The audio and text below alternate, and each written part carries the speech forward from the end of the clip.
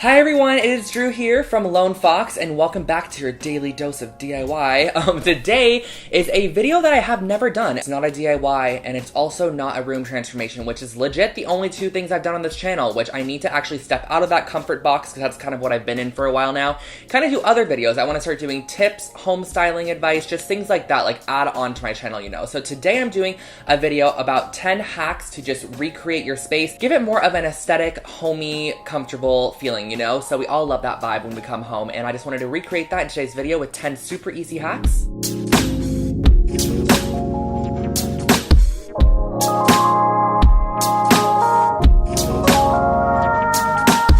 So before jumping in, if you have not already, make sure to subscribe to my channel. I post brand new videos every single week on home decor and just like home styling. Lots of fun stuff over here. There's a subscribe button below, 100% free, and yeah, you might as well just subscribe if you're here, you know? Just do it.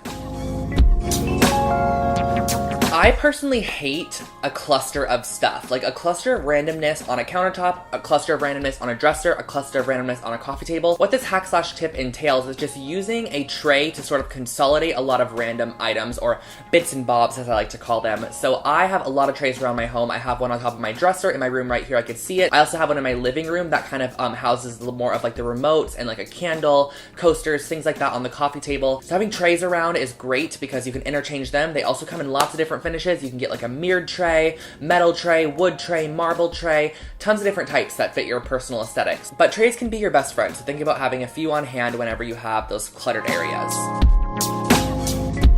Moving into the second, and this one is kind of one based off personal preference. I personally love this hack, but if you don't like it, then feel free to not use it. But my bedding has always been white. I really love white bedding because I think it's a great blank slate to anything. But something that you can really do to really spice up your bedding is to add a patterned sheet. And there are 3 different types of kind of patterned slash textured sheets I like to go for. They are a ditzy pattern, or like a smaller print pattern, a texture such as linen, or a more larger scale pattern. And these are great just to spice up bedding because the base of my bedding is always going to be a big white linen duvet. That's just what I personally love. But if you want to just add like a little bit of interest, go with a fun sheet. Like you could easily fold over the top and show a little bit of that pattern at the top, which I think adds visual interest to the bed. And it can also just show a little bit more personality. I don't think everything always has to be stark white. Feel free to go with the most micro print ever. I find that Target has a lot of really great bedding pieces or really great sheet sets that include super small prints that are very trendy, or super small little like patterns or colors, things like that that sort of add a little boost of your own personal touch to your bedding. I actually have a video on my channel, which was one of the first videos I ever uploaded, where I recreated and made my very own pattern sheet set.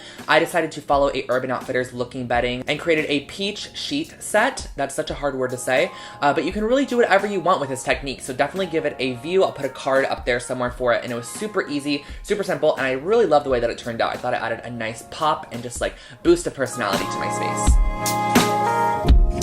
But this next one is all about throw pillows, and this kind of ties back to the last one too, by just introducing smaller prints, larger scale prints, and textures into your throw pillows. I like to mix the patterns and the prints, so I don't like to have 3 large scale prints on 3 throw pillows. I like to sort of mix it up. With black and white, I really feel like you can get away with a little bit more because there isn't really competitive colors. So larger prints that have like more bold colors aren't gonna like compete against smaller prints. So with black and white, you're kind of free to do whatever you like, I feel. I think mixing shapes and sizes really creates a very dynamic and very graphic throw pillow space wherever you're putting it on, whether it be your couch or your bed. And I also recreated a colored version by taking off the graphic sheet underneath, because we're going to be creating a lot of graphic and visual interest with the throw pillows. So I pulled that sheet off, kept it very simple and white in the bedding, and then threw on a oversized, more textured pillow. This one's from Urban Outfitters with lots of color in it. And purchasing throw pillows can be a little bit challenging, so next time you're out purchasing some, take pictures of the ones you already have, or if you don't have any, take pictures of the ones you're out shopping, and you can actually collage them together and sort of get a vibe. Are there too many large patterns? Are there too many small patterns? Is there not enough texture? Is there not enough solid, blank space? You can kind of get a visual idea of what's going on there and kind of pick and choose which ones you like the best. Next up, we're talking about wall art, and wall art is a huge must, I think, for any space. When you walk into a space, the first thing you're going to notice is visual interest all the way up the wall. And this is what I love when I walk into a space. If your eye is drawn from the floor all the way up, and that might be through wall shelving, bookcases, or just wall art in general. So as you can see above my couch, there isn't much interest without wall art. There's just a large empty wall space here. There is a tree off to the left side, which is nice, which kind of adds, again, that heightening effect. But I wanted to add some wall art. But I wanted wanted to add some wall art. So what I'm going to be adding are two really oversized prints from Society 6.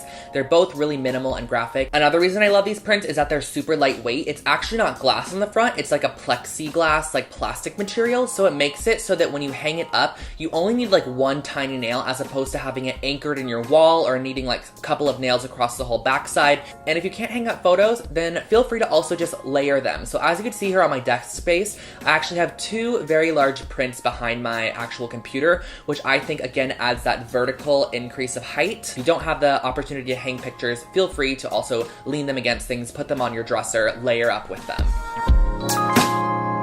Throw blankets are a great thing to have in any space, and literally all of my friends know to get me a throw blanket for my birthday or for Christmas if they have no idea what to get me because I love them. I even have a basket system in my living room dedicated to throw blankets. Great thing to do with throw blankets is just to throw them over any empty space. So if you have a lot of open space on your bed, if you have a big open gap on your couch, if you have a chair that's just kind of a little bit bland and boring, spice it up with a throw blanket. This is also great to add more color into your space. If you have a color scheme you're going with and you find that you're not using enough blue in your living room space, there's just not as much as you wanted, go out and purchase a blue throw blanket in your style that you want, toss it over the couch and have a bit more of that color scheme added to your space. It kind of creates more of an inviting look too. Like it looks like you're supposed to go sit there, you're supposed to go be comfortable, and you're supposed to have a good time. So I think throw blankets are really a must. Taking out your old knobs on your drawers, your cabinets, whatever it might be in your kitchen, your bathroom, your desk, whatever it is that you have that might be old and outdated or just not very fun and personalized, unscrew the old knob. It's super simple. Typically on the back side, you can use a screwdriver or just screw off the little bolt on the back and then replace it with a new one. And great places to shop for them are Anthropologie, Target, Home Depot has more simple ones. Places like that, you can actually purchase brand new knobs, brand new door knobs. They have like pulleys, lots of different things that you could purchase from those. It instantly customizes the space a bit more than having to stick to the hardware that the person that built the space purchased for it. Introduce greenery. Now, a lot of people don't like doing this because they don't have a green thumb. I don't either. I had a fiddle leaf fig for like 2 years. I kept it going strong, but then about at the 2-year mark, it kind of started dying on me, and I just realized that I could not do it anymore. Like, I needed fake plants, and I have so many fake plants around my house, and I'm going to try to link a lot of fake plant options below that I think are really great. I have a huge fig tree in my living room. This is from World Market. I have a hanging plant in my bedroom that's from Amazon. I have lots of little like random sprigs of greenery that I found at Michael's Craft Store. I have a humongous banana leaf that I found at Michael's Craft Store, and putting them on a shelf just brightens up a space. But of course, real plants are always, I think, preferred over fake plants. They just look a lot nicer. They're actually living, and they can actually circulate the airflow and make the living space a little bit nicer in case you do not have the best air circulation in your space. Feel free to get fake plants. Like, what is that gonna do to anybody else? You know, like, get a couple fake plants, interchange them, and you can keep them forever. They're not gonna die on you. So, yeah. I am not sure how, but this hack got cut out of the video. I didn't even mention it, so I'm coming in on audio form behind the scenes editing right now. And this hack is one of my favorites because it is using simple stuff like contact paper to redo more ugly surfaces. I don't know if you guys saw on my old channel a while back, I did a video where I redid my orange countertops in my bathroom, and I put a new marble contact paper on them, which instantly made the bathroom, I swear, look so much more expensive and so much more beautiful. And the amazing thing about contact paper is that if you are renting a spot or if you just want like a quick and easy change, it's something that is not permanent. So you can pull it off when you're done with it and you are on your way, you're good to go. So I love that about it. So you can easily cover like a dresser, a nightstand, whatever it might be to give it a fresh new feel without breaking the bank.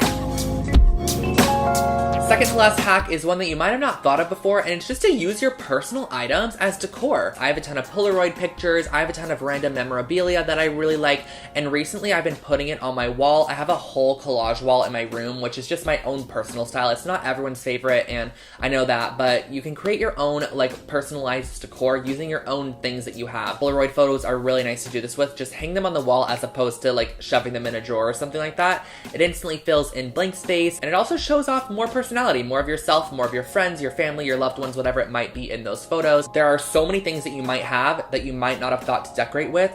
Let's say you play the guitar or the ukulele. Those are two really pretty beautiful instruments. You can easily put those on the wall. They have wall-mounted guitar stands, they have wall-mounted like ukulele stands, violin stands, anything like that. You can use these as little bits of decor in your space that you already own. So it's not just thrown in the corner, it's not just tossed under your bed. Think about things you have, look around your space, what do you have? Might look better on the wall. Never know.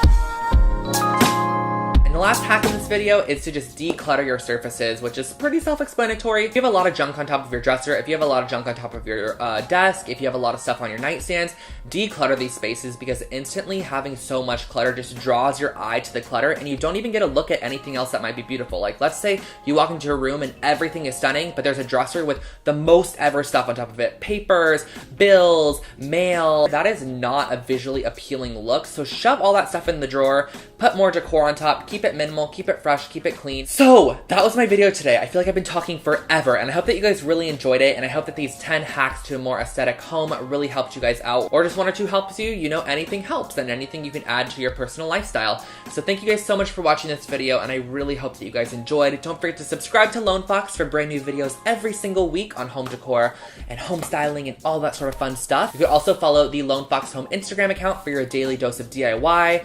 And yeah, I think that's about all. I don't want to keep you guys for too much longer, so I'll catch you in the next one, and have an amazing day. Bye, guys.